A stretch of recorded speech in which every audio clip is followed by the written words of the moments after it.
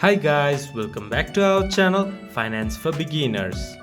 Today in this video I'm going to show you how to download or install ETRADE app in your device.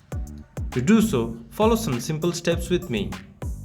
ETRADE app is an online brokerage firm that provides an electronic platform for investors to trade various financial assets.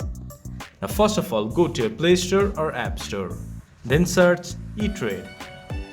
There you can see ETRADE. Tap on it, then press Install. It might take a while to install the app depending upon your internet speed.